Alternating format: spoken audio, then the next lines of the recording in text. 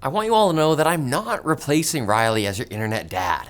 That's too much responsibility for me. I want to just pop in every once in a while like a fun internet uncle or a partial custody dad. Video game preservation suffered a huge loss on Friday. The US Copyright Office denied a request to let institutions lend remote copies of their game via emulation for study, even if interested researchers are far away. These are academics specializing in video games. They can't afford a cross-country road trip. Register of Copyrights Shiva Perlmutter sided with opposing groups like the Entertainment Software Association, who argue that people would just use the access to play free games, and that would harm the market for classic game re-releases.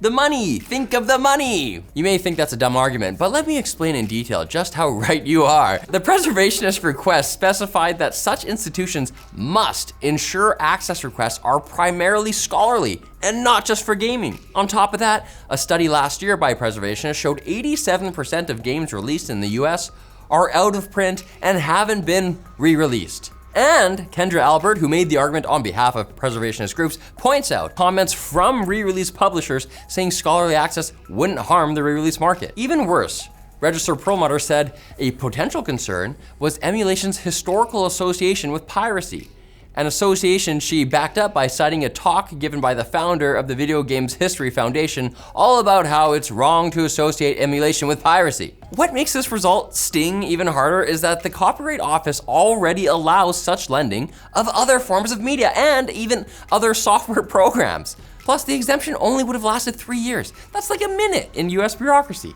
It's less than a presidential term. Call of Duty Black Ops 6 came out this weekend, and it's getting rave reviews, which is great news for those who can play it without crashing.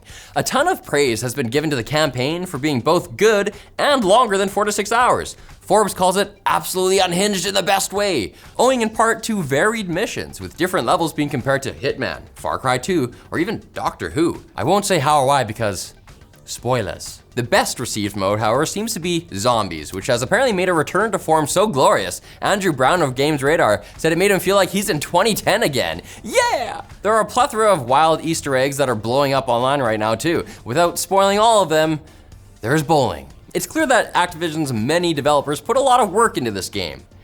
Is what I would say if everyone who bought the game could play the game. Mixed reviews and online posts detail many players' struggles to even get the game to start at launch. Some issues have been patched, but the game still isn't perfect. It's okay though.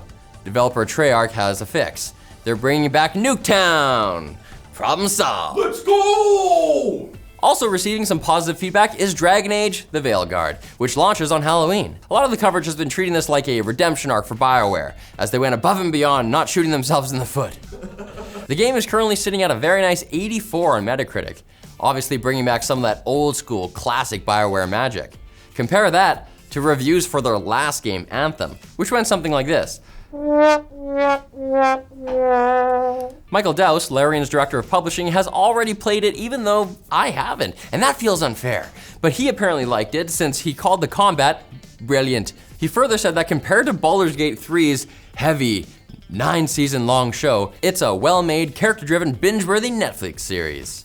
You get what he's saying. However, hopefully the game lives up to these reviews when we all get it, as BioWare really needs a win. And it's not just me, you, and every gamer saying that. BioWare head Gary McKay is calling the release a seminal moment for the studio. Plus, they're still working on the next Mass Effect, which franchise director Michael Gamble swears will maintain the mature tone of the original trilogy. The famous maturity that let you punch out the same reporter in every game. You know you did it. Speaking of knockouts, it's UGREEN. Their NASync DXP 4800 Plus is a private storage solution. The NAS has 4 bays that can handle storage up to 96 terabytes. That's a lot of Sonic fan fiction.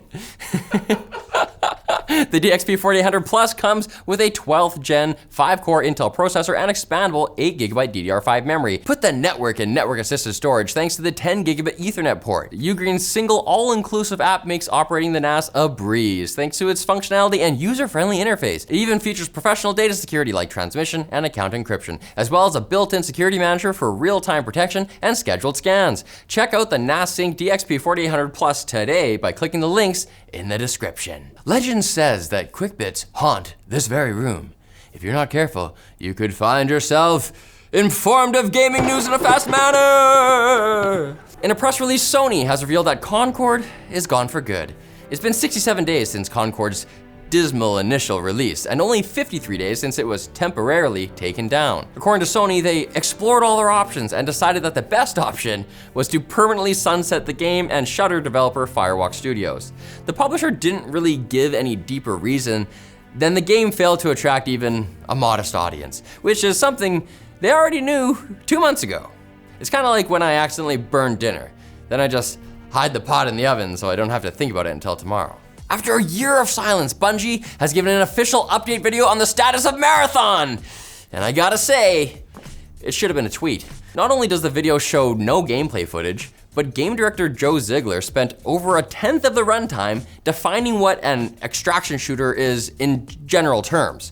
Just tell me about your game, not everyone else's. A commenter gives a great TLDR. 2 images of playable characters are shown, and there may be a closed beta next year. Why are you sketching this out like a high school essay? They wanted the mid-rolls. That's what it was. Epic Games has announced that all of Fortnite's passes will soon be able to be progressed simultaneously. You see, Fortnite isn't just Fortnite, it's also Lego Fortnite and Fortnite Festival. Starting December 1st, all the passes and the different experiences offered will progress simultaneously, no matter which one you play.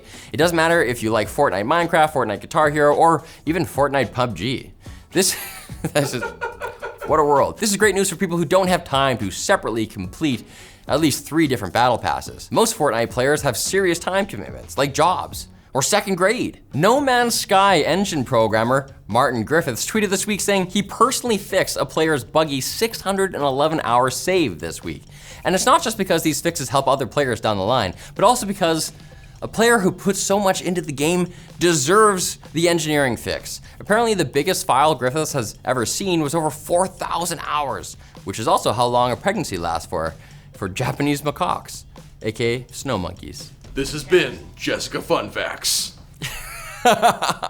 And the day before developer Fntastic, which might just be 3 scams in a trench coat, is trying to get more volunteer labor for its games. Specifically, they've announced a contest where you, yes you, can design a map for their new game. And if you win, your map will be in the game, and also you can have a copy of the game. Yeah! This is far from the first time Fntastic has used unpaid volunteers. They even used to use financial penalties and fines against employees. But you've kind of gotta respect the ambition. They've got negative clout and they still want to treat their employees with the same level of respect that a real gaming company does. And if you want to be in our company again, you can on Thursday, when we'll have more gaming news. And it will be spectacular!